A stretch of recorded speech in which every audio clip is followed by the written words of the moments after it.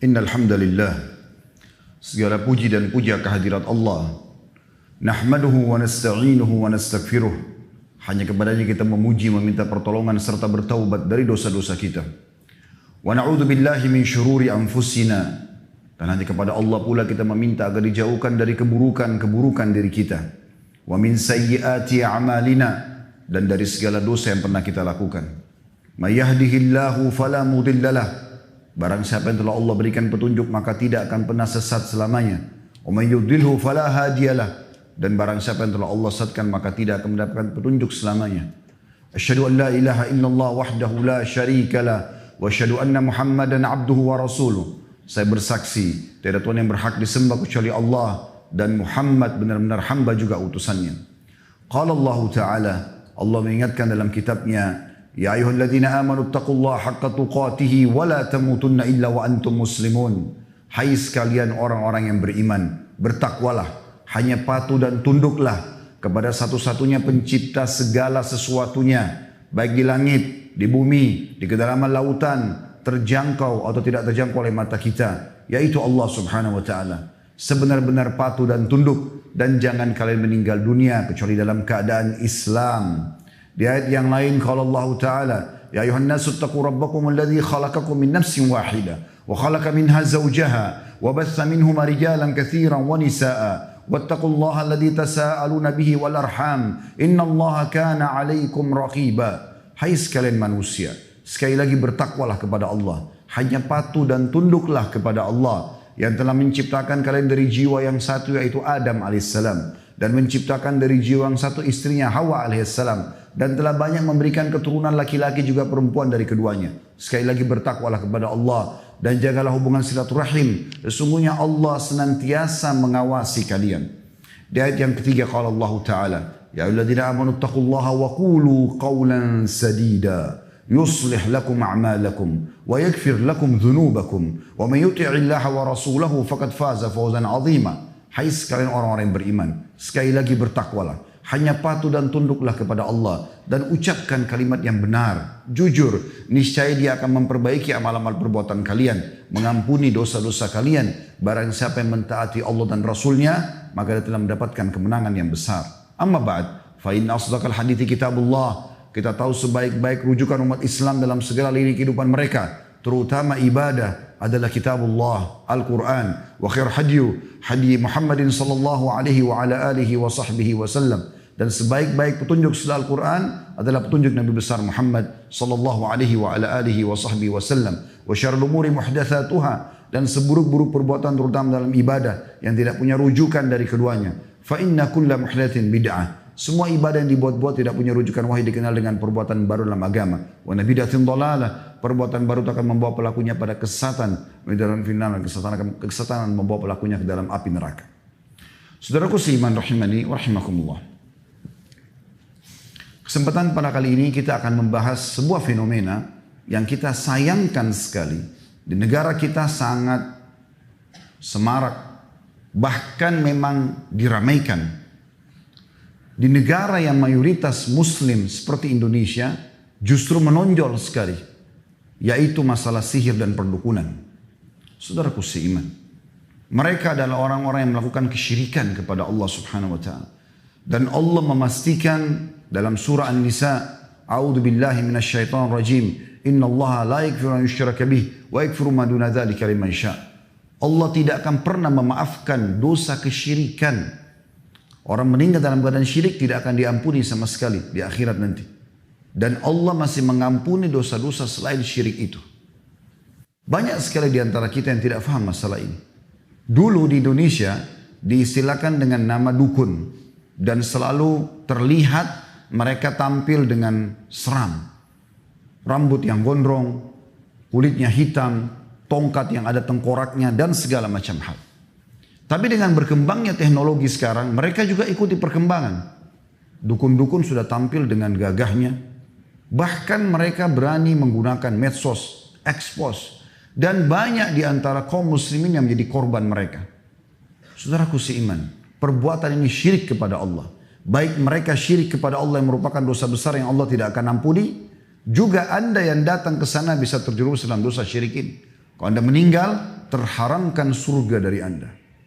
Renungi baik-baik dan kita coba lebih dalam membahas bagaimana kedudukan para dukun dengan apapun nama mereka. Dukun, peramal, penyamun, penyihir, segala macam yang mereka gunakan sebagai nama dan istilah, dan juga praktek sihirnya. Allah mengingatkan kepada kita dalam surah Yusuf ayat 106 tentang banyaknya umat Islam yang terjerumus dalam masalah ini tapi mereka tidak sadar. A'udzu billahi minasyaitonir rajim. Wa ma yu'minu aktsaruhum billahi illa wa hum musyrikun. Sebagian besar manusia tidak beriman kepada Allah melainkan dalam keadaan mempersekutukannya dengan sesembahan-sesembahan selain Allah. Ibnu Abbas menafsirkan ayat ini mengatakan, kalau ditanya kepada mereka siapa yang menciptakan langit, siapa yang menciptakan bumi, siapa yang menciptakan gunung-gunung, mereka akan jawab Allah. Artinya mereka kaum muslimin. Tetapi dengan semua keyakinan mereka itu, mereka masih mempersekutukan Allah dengan menyembah selainnya. Fenomena mereka, saudaraku seiman, disebutkan oleh Allah Subhanahu wa taala banyak sekali dalam ayat Al-Quran, cuma sayang sedikit yang mendalaminya, dan saya juga sayangkan kalau di khutbah Jumat tidak disampaikan oleh para dai kita. Sementara banyak sekali orang yang terjerumus dengan kesesatan ini. Bahkan sudah menjadikan dukun-dukun ini sebagai tempat mereka mengadu nasib mereka dibandingkan Allah Subhanahu wa taala. Untuk bahagia rumah tangga, pergi ke dukun. Untuk supaya orang suka sama dia, pergi ke dukun. Sukses usahanya, pergi ke dukun. Semuanya dukun. Bahkan yang kita sayangkan sekali, dijadikan seperti sebuah humor dalam film-film dan sinetron, seakan-akan mereka ini adalah orang-orang yang boleh didatangin dan orangnya lucu dan segala macam hal. Perhatikan apa yang Allah katakan tentang mereka dalam surah Asy-Syu'ara ayat 221 dan 223 sampai 223. A'udzu billahi minasyaitonir rajim. Hal unabbi'ukum ala man tanazzalu asyayatin. Tanazzalu ala kulli affakin athim. Yulquna as-sam'a wa aktsaruhum kadzibun. Apakah kata Allah SWT, akan aku beritakan kepada kalian kepada siapa syaitan-syaitan itu turun, kepada siapa syaitan-syaitan itu selalu berteman, nongkrong, dan syaitan kita sudah tahu golongan dari jin yang Allah mengatakan aduwwum mubin, musuh nyata buat kalian, dipimpin oleh iblis. Allah berikan gambaran kepada kita. Mereka turun kepada setiap pendusta, tiap-tiap pendusta, lagi yang banyak berbuat kejahatan, yaitu para dukun dan tukang sihir. Syaitan-syaitan tersebut menyampaikan berita kepada mereka dengan mencuri berita dari langit, lalu menyampaikan kepada para dukun dan tukang sihir, dan kebanyakan mereka adalah pendusta. Ini ditilawakan oleh orang beriman sampai hari kiamat dalam surah Asy-Syu'ara ayat 221 sampai 223. Imam Qatadah rahimahullah, salah satu tokoh yang masyhur dari kalangan tabi'in, Qatadah bin Da'amah namanya, rahimahullah, beliau wafat tahun 110 Hijriah, menafsirkan ayat ini mengatakan bahwa para pendusta lagi banyak berbuat jahat dan buruk adalah para dukun dan tukang sihir. Begitu juga beliau mengatakan, dan mereka itu adalah teman-teman dekat para syaitan dan mendapat berita yang dicuri dari langit oleh syaitan-syaitan tersebut.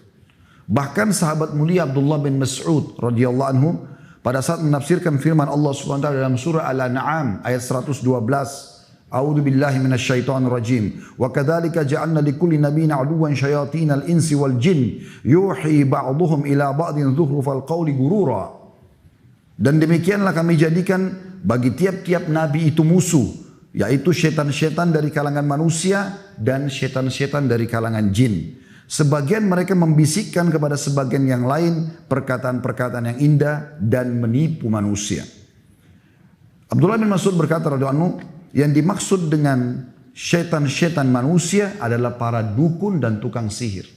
Dalam sebuah athar diriwayatkan dari Jabir bin Abdullah radhiyallahu anhuma, beliau mengatakan bahkan dukun-dukun ini disebutkan sebagai tagut yang banyak disebutkan dalam Al-Quran. Mereka adalah para dukun dan mereka adalah syaitan-syaitan manusia yang syaitan-syaitan jin bekerja sama dengan mereka. Allah Subhanahu wa taala menyuruh kita untuk kufur kepada tagut ini. Tidak boleh ikut sama mereka. Dan kalau kita ikut maka kita akan bersama dengan mereka kepada kekafiran. Allah sebutkan dalam surah An-Nahl ayat 36. A'udzu billahi minasyaitonir rajim. Wa laqad ba'atsna fi kulli ummatin rasulan an i'budullaha wajtanibut taghut. Dan sungguhnya kami, kata Allah, telah mengutus setiap rasul atau setiap rasul yang kami utus, maka selalu mereka menyampaikan sembahlah Allah dan jauhi taghut. Sementara tadi sudah dijelaskan taghut adalah para dukun dan penyihir ini. Juga dalam firman Allah yang lain dalam surah Al-Baqarah ayat 256, A'udzu billahi minasyaitonir rajim. Faman yakfur bit-taghuti wa yu'min billahi faqad istamsaka bil 'urwatil wuthqa lam fisama laha wallahu samii'un 'alim. Barang siapa yang ingkar kepada tagut, justru membenci mereka, menjauhi mereka, memerangi mereka dan beriman kepada Allah, hanya minta kepada Allah Subhanahu wa taala. Ingin bahagia rumah tangga, jangan lintas alam, di alam kita saja manusia. Kalau orang pergi ke dukun, lintas alam, bawa foto pasangan, minta supaya dukun tersebut memantrai, lalu menggunakan jasa jin atau syaitan untuk menyihir lawan jenis supaya menyukainya. Ini lintas alam. Sederhana cara manusia. Saya bermuamalah dengan baik dengan istri, tatapan mata yang syahdu, ucapan yang santun, zaman ramah yang, tangan yang ramah, kemudian saya royal dan loyal dengan dia, dia jatuh cinta, selesai. Itu alam manusia. Saya mau usaha saya maju, tidak perlu saya pergi ke dukun untuk minta kris, minta kuningan, minta koin yang tidak masuk akal. Dengan syarat-syarat lebih tidak masuk akal lagi. Sembeli ayam hitam, darahnya diminum, darahnya diteteskan di titik tempat tertentu, ditanamkan sebuah benda di tanah. Dari mana semua ini? Ini alam syaitan. Dan haram hukumnya melakukan semua ini. Kenapa kita nggak sederhanakan? Alam manusia sederhana. Modal halal, sistem halal, produk halal, selebihnya tawakal kepada Allah. Demi Allah untung. Kenapa harus menggunakan alam-alam seperti ini? Kenapa kalau benci sama orang karena perbuatannya, kenapa kita nggak dakwai?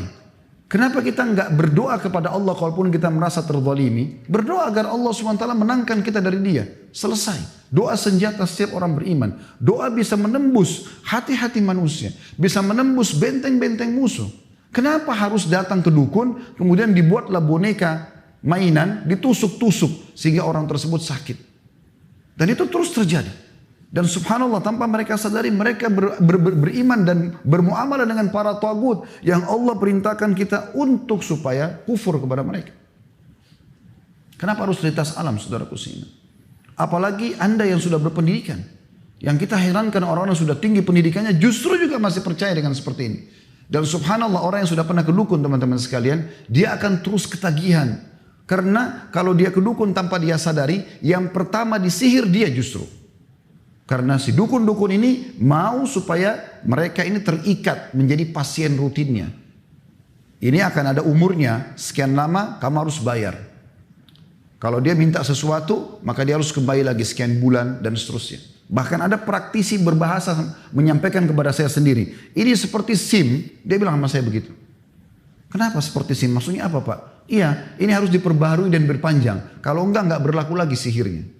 Kenapa kita begitu bodoh membeli sebuah kertas, membeli sebuah kris, puluhan juta, ratusan juta. Kenapa untuk dapat jabatan harus pergi ke orang-orang bodoh ini? Kenapa enggak sujud kepada Allah? Kenapa enggak berdoa di sholat malam? Mana kita dari ajaran baginda Nabi SAW? Kenapa praktek ini dibiarkan? Hadis-hadis sahih melarang kita masalah itu. Dua buah hadis yang mulia. Kata Nabi SAW, siapa yang mendatangi dukun, peramal, penyamun, penyihir, bertanya, sebuah riwayat mengatakan belum percaya, baru tanya, iseng, coba terka tangan saya, coba terka nasib saya, coba buat istri saya suka, coba buat suami saya suka, coba usaha saya maju, coba supaya laris dagangan saya dan segala macam hal. Maka tidak diterima sholatnya 40 hari. 40 hari yang lalu sudah dikerjakan hilang semua. Sekali ke dukun, 2 kali ke dukun, 3 kali ke dukun. Begitu beratnya perbuatan ini, 1 kali bertanya pada mereka saja, meramal nasib atau apapun sifatnya, 40 hari sholat kita ini luar biasa, bukan main-main. Hilang begitu saja. Hadis yang lain, dan ini orang kalau beriman teman-teman dan punya akal sehat, ya, itu pasti tidak mau menyanyiakan sholatnya. Sholat gak gampang. Anda hadir Jumat seperti ini bukan hal yang ringan teman-teman sekalian. Mahal sekali nilainya. Tapi bisa hilang 40 hari termasuk Jumatnya hanya dengan sekali ke orang bodoh ini. Sayang sekali. Setelah mereka banyak dihukum di tengah-tengah masyarakat kita. Sampai dibakar hidup-hidup karena banyak masyarakat sudah tahu keburukan mereka. Kemudian mereka ganti nama tidak tanggung-tanggung. Orang pintar. Orang pintar dari mana ini? Ini orang bodoh, bukan orang pintar. Orang yang minta kepada jin. Teman-teman coba renungi baik-baik. Kenapa Allah tidak mengutus rasul satupun dari para jin? Kenapa tidak ada dari jin? Gak ada. 124 ribu nabi, diantaranya 313 rasul, semua dari manusia. Karena manusia itu fi ahsani takwin. Kita ini yang terbaik. Jin itu cuma ikut sama kita sebenarnya. Bagaimana Anda yang sudah kuliah, kemudian belajar dengan anak SD? Masuk akal gak sih? Gak masuk akal. Makanya jin-jin itu suruh hal-hal yang tidak masuk akal. Makan kotorannya sendiri. Merusak segala macam hal yang tidak masuk akal. Minum darah, taruh ini, taruh itu dan segala macam hal. Dalam majelis Syekh Utsaimin rahimahullah, seorang ulama di Saudi, ada satu orang datang dengan temannya. Temannya ini kebetulan punya ilmu kebal, diberikan sebuah jimat oleh seorang dukun. Kemudian temannya ini yang mukmin ini mengatakan, "Syekh, ini teman saya punya ilmu kebal." Kata syekhnya, "Sebentar, kita berhentikan dulu majelis. Apa benar kau punya ilmu kebal?" Dia mengatakan, "Iya, Syekh." Kemudian kata syekhnya, "Saya tahu kau diletakkan sesuatu di tubuhmu, jimat." Dia bilang, "Iya." "Baik, kau mau nggak saya ajak kamu dan disaksikan oleh semua orang di sini untuk buka jimat itu supaya kamu tahu apa isinya?" Dia bilang, "Tapi saya punya syarat, tidak boleh dibuka." "Baik, saya coba memberikan kepada kau jaminan dengan izin Allah tidak akan terjadi apa-apa. Apa yang selama ini dukun kamu menakut-nakuti kamu tidak akan terjadi apa-apa." Akhirnya setelah itu dia merasa, oke, baik, dia mau. Dibukalah jimat tersebut, kain, dibuka jahitannya dengan jahitan yang sangat luar biasa. Dibuka, dalamnya ada lagi kain kecil. Dibuka lagi, sampai 5-6 kain kurang lebih. Ternyata di dalamnya teman-teman sekalian, mohon maaf, ini memang kotoran sapi yang sudah kering. Kenapa ini dipakai sebagai jimat? Karena jin atau syaitan yang ditugaskan oleh dukunnya tadi suka dengan bau itu sehingga selalu bersama dengan dia. Untuk apa semua ini? Kenapa kita masuk ke alam seperti ini? Dan akhirnya Syekh memberikan gambaran kepada dia, musnahkan ini, Allah SWT akan jadi penjagamu. Teman-teman, kalau Allah tidak jaga kita, gak usah kita lintas alam seperti itu. Kalau tidak jaga kita, kira-kira kita masih bisa sampai ke sini tadi. Teman-teman yang naik motor, apakah masih bisa aman dengan batu yang terlempar? Kita bisa saya kena setiap saat. Bisa saya tabrakan, bisa saja segala macam terjadi. Tapi Allah menjaga kita. Allah kirim malaikat yang menjaga kita. Kenapa harus jin? Dan mereka ini kufur kepada Allah subhanahu wa ta'ala. Mereka masih di bawah manusia, bukan di atas kita. Manusia paling sempurna ciptaan Allah subhanahu wa ta'ala. Berhenti masalah ini teman-teman sekalian. Jangan dianggap ini fenomena yang biasa. Karena ini kufur kepada Allah subhanahu wa ta'ala. Allah mengatakan tadi dalam Al-Baqarah ayat 256, barang siapa yang ingkar kepada tagut dan beriman kepada Allah, siapa yang ingkar kepada para dukun dan penyihir tersebut, lalu beriman kepada Allah, hanya minta kepada Allah, sesungguhnya dia telah berpegang pada buhul tali yang amat kuat. Dia akan bahagia di dunia, hidupnya tidak akan ada sesuatu yang samar. Di alam manusia tidak ada yang samar, jelas kok. Transaksi kita jelas, semuanya jelas. Akad nikah kita jelas, hubungan biologis jelas, semua jelas kok. Maka dia telah berpegang pada buhul yang sangat kuat dan tidak akan pernah putus, dan Allah maha mendengar lagi maha mengetahui. Bayangkan bagaimana buruknya profil para dukun, penyihir, penyamun dan seterusnya ini teman-teman sekalian. Yang kita sayangkan subhanallah di zaman kita sekarang, bahkan mereka berani masuk di medsos mengadakan pelatihan-pelatihan ilmu santet, merusak hubungan suami istri, merusak rumah tangga orang, menyakiti orang lain, merusak pekerjaan orang lain. Ini semua teman-teman sekalian hal yang haram. Ayat yang paling jelas tentang masalah kekufuran mereka adalah Al-Baqarah 102. Bunyinya, a'udzubillahi minasyaitonirrajim. Wattaba'u ma tatlu syayatinu ala mulki Sulaiman wa ma kafara Sulaiman walakinna syayatina kafaru yu'allimuna an-nasa as-sihra wa ma unzila 'ala al-malakaini bi Babila Harut wa Marut. وما يعلمان من أحد حتى يقول إنما نحن فتنة فلا تكفر فيتعلمون منهما ما يفرقون به بين المرء وزوجه وما هم بضارين به من أحد إلا بإذن الله ويتعلمون ما يضرهم ولا ينفعهم ولقد علموا لمن اشتراه ما له في الآخرة من خلاق ولبئس ما شروا به أنفسهم لو كانوا يعلمون.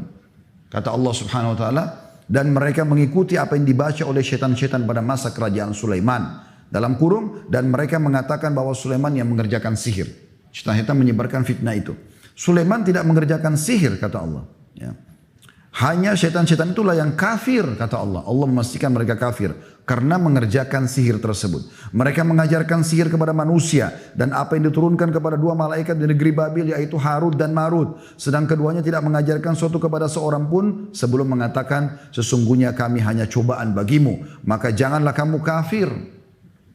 Maka mereka mempelajari dari kedua malaikat tersebut apa yang dengan sihir itu mereka dapat menceraikan antara suami istri. Dan mereka, para ahli sihir itu tidak memberikan mudarat dengan sihirnya kepada seorang pun kecuali dengan izin Allah. Dan mereka mempelajari sesuatu yang memberi mudarat kepada diri mereka sendiri dan tidak memberi manfaat. Padahal sungguhnya mereka telah meyakini bahwa barang siapa yang menukarkan kitab Allah Al-Quran dengan sihir itu tidaklah baginya keuntungan di akhirat dan amat jahatlah perbuatan mereka karena menjual diri mereka sendiri dengan sihir karena kalau mereka mengetahuinya.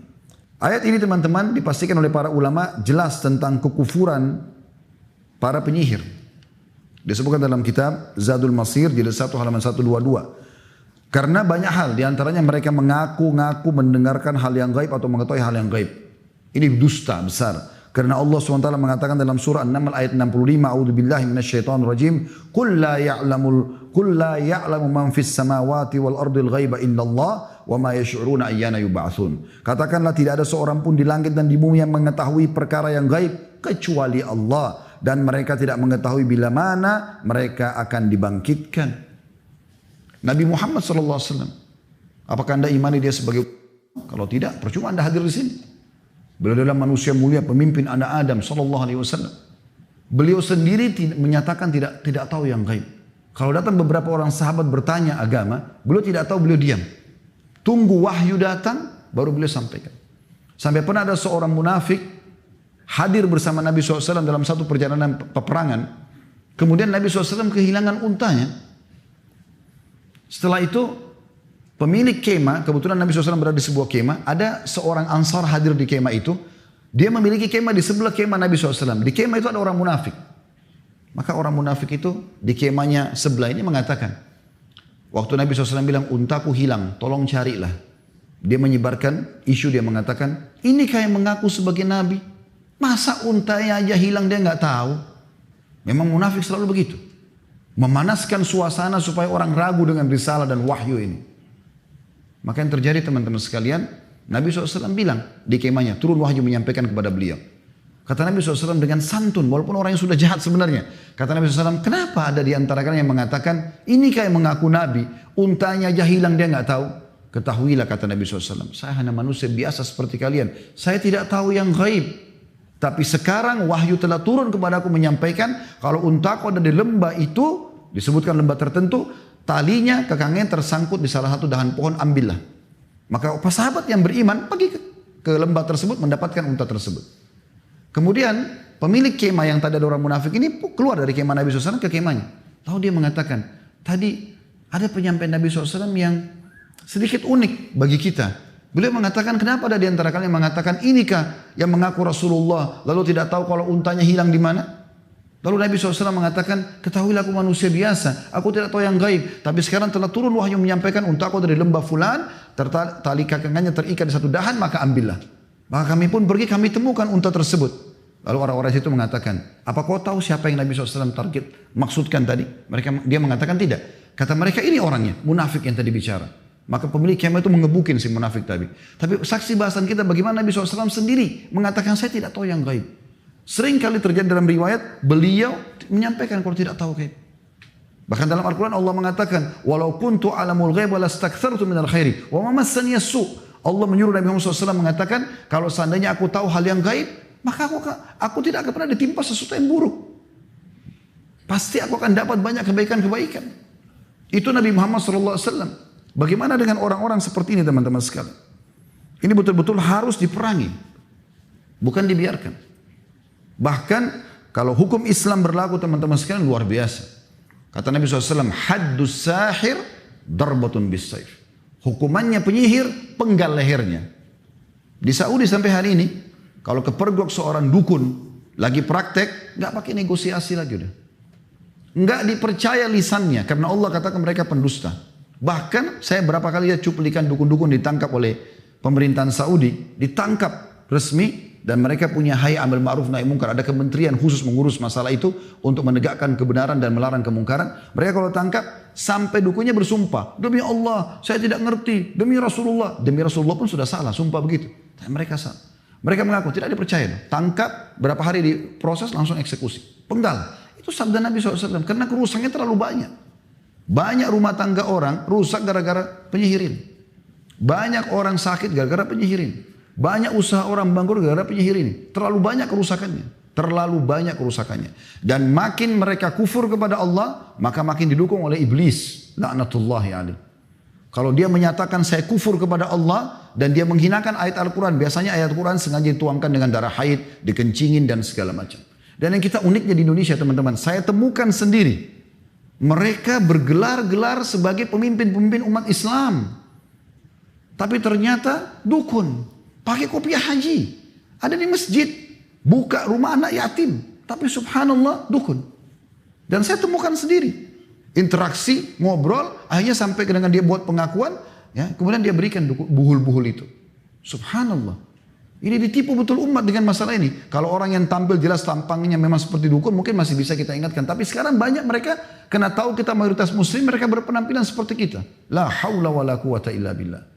Teman-teman sekalian, cara sederhana membedakan. Kalau anda datang kepada seorang ustaz atau kiai yang benar, kalau anda punya masalah, maka dia akan mengatakan kembalilah tobat kepada Allah. Tidak ada syarat minta foto, nggak ada syarat minta supaya sembeli ayam, supaya ini nggak ada dalam Islam. Seorang ustaz atau kiai yang benar dia hanya menyampaikan. Tapi kalau sudah mulai syarat-syarat, malam Jumat Kliwon lah, apalah segala macam, ini semua tidak ada dalam Islam. Bahkan teman-teman sekalian, banyak di antara kita tidak sadar mereka belajar ilmu kebal dengan menganggap itu adalah supaya bisa kebal. Dari mana ini? Tidak pernah satu kali pun Nabi SAW memberikan sebuah kain ditulis-tulisi bahasa Arab misalnya, lalu dipakai kepada sahabat supaya kau kebal. Nanti kalau dipenggal sama orang kafir Quraisy kau tidak mati. Enggak ada. Nabi SAW mengatakan kalau sudah siap pasukan mau perang, humu ila jannati rabbikum. Berdiri, kejar surga Tuhan kalian. Disuruh mati, bukan disuruh kebal. Maka sahabat dengan semangat mau mati. Untuk apa belajar ilmu kebal? Untuk apa semua ini teman-teman sekalian? Gak ada gunanya. Semua orang belajar ilmu kebal yang begitu di ruqyah syariah pasti kesurupan. Untuk apa? Bahkan yang uniknya membawa nama agama. Ini gak boleh.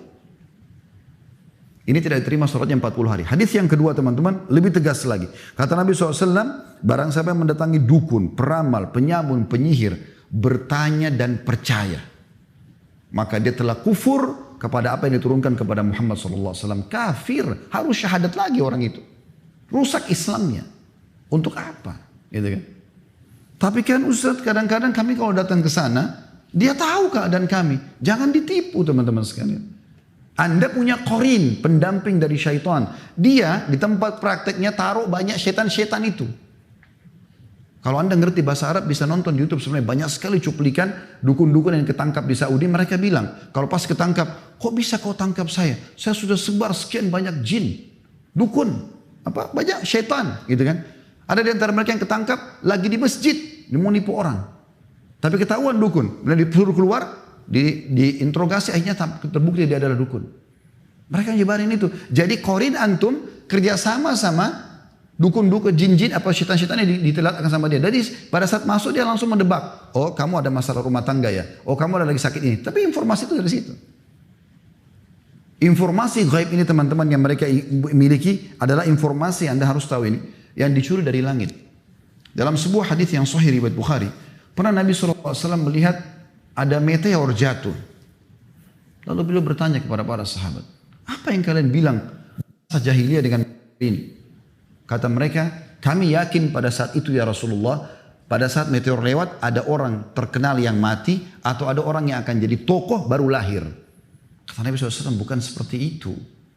Sebenarnya adalah, ya, Nabi SAW jelaskan nih, bocoran buat kita. Kalau Tuhan kita Allah Subhanahu Wa Taala menentukan sebuah keputusan, misalnya esok hari akan terjadi apa, maka pemikul arsy Allah, malaikat 8 itu bertakbir. Maka yang di langit ke-7 semua malaikat bertakbir. Yang langit ke-6 semua bertakbir. Mendengar itu. Langit ke-5 bertakbir. Sampai langit pertama yang di atas kepala kita ini. Yang dikenal dengan sama'id dunia. Semua bertakbir. Lalu malaikat bertanya kepada pemikul arsy. Apa keputusan Tuhan kita? Lalu kemudian disampaikanlah semua. Termasuk siapa yang akan bertugas dari malaikat-malaikat ini. Kata Nabi SAW, lalu syaitan-syaitan itu bersusun-susun. Nabi SAW berikan gambaran telapak tangan beliau ditumpuk satu sama yang lain. Terus sampai ke langit. Dan mereka berusaha mencuri informasi dari langit itu. Siapa yang akan mati, siapa yang akan sakit, siapa yang ini segala macam. Itu dapat informasi dari langit. Kita orang beriman sudah yakin ada malaikat dan Allah memang menentukan takdirnya kok. Itu dibongkar oleh Nabi SAW.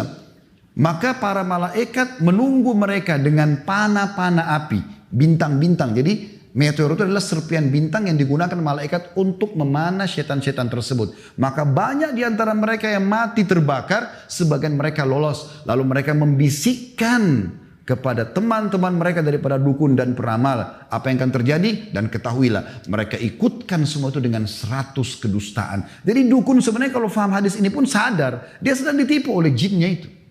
Jangan Anda pikir setiap dia praktik dia berhasil. Tidak.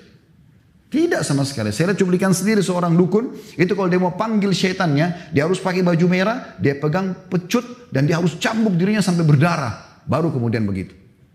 Kalau awal Anda mau praktekkan. Anda pergi bersemedi di sebuah gunung. Di gua. Di pinggir pantai. Awal mau praktekkan itu. Maka syaitan semua tidak berani mendekati Anda. Karena syaitan tahu. Ini manusia. Dia khalifah di muka bumi. Tahu makna khalifah? Kita ini pemimpin teman-teman. Allah bilang tentang Nabi Adam kan. Inni ja'ilun fil ardi khalifah. Saya ciptakan pemimpin di muka bumi. Kita pemimpin. Begitu manusia diturunkan di muka bumi ini gak ada lagi. Tahu kenapa iblis tidak mau sujud kepada Adam? Karena dia dulu mau mengkandidatkan diri sebagai pemimpin di bumi. Tapi begitu Allah ciptakan Adam dan dia sempat naik ke langit. Dan dia bersama malaikat melihat itu. Dia tahu gak ada lagi peluang buat dia. Maka dia tidak mau sujud kepada Adam. Dan dia berjanji akan membenci Adam alaihissalam. Semua keturunannya akan disesatkan. Dengan janji dia tentunya. Maka teman-teman sekalian. Dipanahlah mereka-mereka ini dan mereka kembali menyampaikan informasi dusta kepada para dukun-dukun tersebut. Informasi langit semua itu. Kita sebenarnya tidak perlu semua ini. Kenapa harus melakukan perbuatan seperti ini? Dan itu disebutkan dalam hadis Bukhari tentang masalah tersebut. Tentu cukup panjang bahasa ini teman-teman sekalian, tapi saya ingin ringkaskan dengan poin yang tidak kalah pentingnya adalah lalu bagaimana kita menyelamatkan diri daripada dukun dan penyihir ini. Yang pertama, kenali mereka. Ya. Cara mengenali dukun dan praktek sihirnya, yang pertama itu umumnya ya tempat mereka itu biasanya gelap, remang-remang. Ya. Dan ini memang tujuannya pada saat antum masuk ke situ harus dalam kondisi takut. Kalau nggak takut nggak bisa. Orang pada saat mau hipnotis orang lain itu dibuat dulu ini percaya nggak atau takut nggak, baru ditepuk baru bisa terpengaruh. Kalau orang itu tidak takut dia nggak bisa. Jinnya pun bisikin kepada orang-orang itu, ini nggak bisa dihipnotis. Kadang-kadang mungkin Anda lihat di acara panggung disuruh turun itu. Kenapa? Karena ini orang nggak bisa dihipnotis. Orang-orang yang lemah yang bisa dihipnotis gitu. Maka mereka biasa begitu. Kalau sekarang memang sudah sedikit maju, mereka sudah tampil dengan penampilan yang lebih rapi dan segala macam, tapi tetap ada syarat-syarat yang lain. Ada yang lain. Mereka suka memberikan syarat. Itu syarat harus ada. Minta bayaran yang mahal. Tidak ada insya Allah kalau da'i yang ikhlas kepada Allah SWT, Anda konsultasi, Anda bertanya, lalu minta bayar 50 juta. Terus kasih benda-benda, minta benda-benda. Minta benda bekas lah, baik itu pakaian dalam, baik itu foto dan segala macam. Ini gak ada semua. Ini mudah dikenali kok mereka itu. Dan subhanallah umumnya mereka ini selalu sembunyi-sembunyi. Berapa kali teman-teman praktik dukun kami sempat temukan, itu tersembunyi di pojok. Ya, mereka kalau di tengah-tengah masyarakat berbeda penampilannya, itu begitu luar biasa. Dan ini tidak boleh kita datang kepada mereka teman-teman. Jangan terpengaruh dengan kopiah hajinya. Jangan terpengaruh dengan surbannya. Jangan terpengaruh dengan kopiah hitamnya. Nggak ada. Selama mereka pakai seperti ini jangan dipercaya. Termasuk mereka selalu memberikan akhirnya buhul yang akan diberikan kepada Anda dibawa pulang. Ada juga yang ditanam di situ. Lalu kemudian ada bayaran dan selalu ada kontrak yang harus diperpanjang. Jadi jangan dipercaya semua ini. Kembali kepada tauhid kepada Allah Subhanahu wa taala. Para sahabat Nabi ridwanullahi alaihim, kalau sendal mereka putus, mereka angkat tangan ke langit mengatakan, ya Allah, sendal saya putus gantikanlah. Sendal minta dari Allah karena manjanya sama Allah. Itu tauhid. Tidak perlu minta kepada mereka-mereka ini. Sesat mereka teman-teman dan akan menyesatkan semua orang yang ikuti mereka. Aku lu qauli hadza, saya sudah mengucapkan perkataan saya ini. Wa astaghfirullah li wa lakum, dan saya beristighfar kepada Allah untuk diri saya dan jemaah sekalian. Fastaghfiruhu innahu wal ghafurur rahim. Beristighfarlah kepadanya karena Dia Maha Pengampun dan juga Maha Pengasih. Alhamdulillah wassalatu wassalamu ala Rasulillah Segala puji dan puja kehadirat Allah Subhanahu wa taala, juga salawat dan taslim kepada Nabi besar Muhammad sallallahu alaihi wa ala alihi wa sahbihi wasallam. Sebelum berdoa, takut, cinta, apapun sifatnya, termasuk tunduk hanya kepada Allah Subhanahu wa taala. Renungi teman-teman sebab turunnya beberapa ayat dalam surah Jin. Allah gambarkan tentang jin. Orang-orang Arab jahiliyah dulu, mereka terbiasa setiap kali mereka jalan satu perjalanan, lalu mereka mampir di sebuah lembah. Pada saat mereka sudah tancapkan kemah-kemah mereka, maka yang pertama dilakukan adalah pemimpin kafilah itu, perjalanan itu keliling kepada seluruh orang yang ikut sama dia, minta bekalnya, seikhlasnya, kasih makanan, kasih baju, kemudian dia datang ke tengah-tengah lembah, lalu dia sendiri bicara, wahai penjaga lembah, jangan ganggu kami. Apa kata Allah SWT? Sebenarnya dalam surah Jin ini sudah digambarkan, tidak ada apa-apa, lembah, lautan, gunung yang miliki Allah. Baca surah nomor 77 dan 79 dalam Al-Quran. Bagaimana Allah tugaskan malaikat yang mengurus lautan, mengurus sungai, mengurus hewan-hewan yang ada di sana populasinya. Bagaimana udara, air, segala macam fenomena alam ini diatur oleh para malaikat yang ditugaskan oleh Allah SWT. Bukan mereka. Jin-jin ini tidak ada. Mereka seperti kita manusia. Hidup saja begitu. Tapi pada saat manusia memanggil-manggil mereka, ya, menunjukkan kalau mereka takut dan minta tolong, maka Allah mengatakan fazaduhum rahaqa, maka syaitan-syaitan itu makin mengerjain mereka, makin dikerjain. Kalau ada rumah dijual teman-teman sekalian murah karena ada orang bunuh diri atau ada orang dibunuh, saran saya dari mimbar ini beli. Jangan pernah percaya, oh nanti ada ruh gentayangan, ini bohong besar. Mana ruh gentayangan itu? Ada yang pernah lihat? Tidak ada semua itu teman-teman sekalian. Kalau orang itu dibunuh, dia dibunuh mati, kalau dia orang muslim dia mati syahid, dan kuburannya dia nikmati menjadi taman dari taman surga. Kalau dia orang kafir disiksa di kuburan, nggak ada waktu untuk gentayangan ganggu orang, nggak ada waktu. Lalu itu dari mana Ustaz? Itu dari setan-setan di sekitar rumah itu. Kalau pagar rumah itu 10 meter, antum lagi lewat di situ, maka setan itu kumpul semua. Tuh yang gantung diri itu, rambutnya panjang, matanya belalak, keluar dari hidungnya. Kalau antum takut, maka betul-betul kita lihat ke sana, lihat itu. Tapi kalau ada teman sebelah kita yang tidak takut, kamu lihat gak? Dia bilang tidak. Karena dia nggak takut.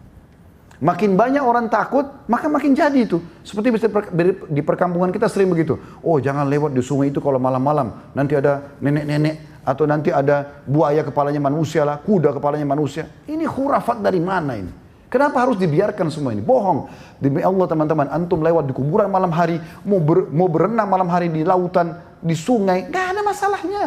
Kecuali yang memang fitrah, ada buaya, ada apa segala macam. Itu pun antum kalau baca, a'udzu bikalimatillahi tammat min syarri ma khalaq, dan beberapa doa yang lain, antum akan selamat karena penciptanya semua itu adalah Allah SWT. Kembali kepada tauhid yang benar, kita akan aman dalam hidup kita insyaallah. Mari kita hadirkan hati dan pikiran kita untuk berdoa kepada Allah Subhanahu wa taala, semoga Allah ijabah doa kita. Alhamdulillah, kami memuji-Mu ya Allah sebagaimana Engkau layak dipuji sebagai pencipta. Dan kami mengucapkan salam hormat kami kepada utusan-Mu Nabi besar Muhammad sallallahu alaihi wa ala alihi wa sahbihi wasallam sebagaimana Engkau telah mengucapkan salam hormat kepadanya, dan juga agar ini menjadi tambahan pahala buat kami. Ya Allah, kami tidak berkumpul di tempat yang mulia ini, salah satu dari rumah-rumah-Mu, kecuali hanya untuk menjalankan perintah dan kewajiban yang telah Engkau bebankan kepada kami. Maka terimalah pahala Jumat ini dengan pahala yang lengkap, dan terimalah seluruh amal soleh yang pernah kami haturkan kepadamu, yang sudah kami lakukan, yang sedang kami lakukan, dan akan kami lakukan sampai menjelang ajal datang nanti. Ya Allah, maafkanlah semua kesalahan kami, kesalahan kedua orang tua kami, seluruh kerabat kami, seluruh muslimin dan muslimat, mukminin dan mukminat yang hidup dan juga yang sudah meninggal.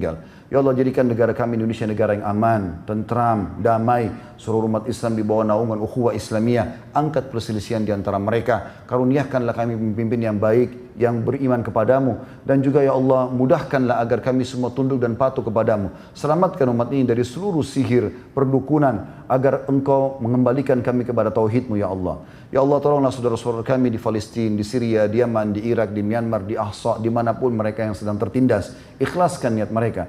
Terima para syuhada mereka. Muliakan Islam di tangan mereka dan tangan kami semua. Dan ikut sertakan kami bersama mereka di pahala baik dengan doa, dengan harta juga dengan jiwa kami. Dan ya Allah, Rabbana atina fid dunya hasanah. Berikanlah kami semua kebaikan di dunia ini. Wa fil akhirati hasanah. Dan semua kebaikan di akhirat nanti. Wa qina adzaban nar. Selamatkan kami dari api neraka. Wa adkhilnal jannata ma'al abrar. Masukkanlah kami ke dalam surga bersama orang-orang yang patuh. Ya Azizu ya Ghaffar. Wahai Zat yang Maha Mulia dan Maha Pengampun. Ya Rabbal Alamin, Tuhan alam semesta. Wa sallallahu nabiyina Muhammadin walhamdulillahi rabbil alamin. Inna Allah ya'mur bil adli wal ihsan. Sadarilah teman-teman, Allah selalu menyuruh kita berbuat kebaikan dan keadilan. Wa yanha 'anil fahsya'i wal munkari wal baghi. Dan Allah larang perbuatan keji, perbuatan maksiat. Ya'idukum la'allakum tadhakkarun. Itu peringatan dari Allah, maka jadikan sebagai prinsip hidup kalian. Fadhkurullahal 'azim yadhkurkum. Ingat selalu Allah, Allah akan ingat kepada kalian. Washkuru 'ala ni'mati yazidkum. Syukuri nikmat jadi pasti akan tambah. Wa dzikrullahi akbar. Mengingat Allah adalah amal yang paling besar. Wa aqimis shalah, dan dirikanlah salat.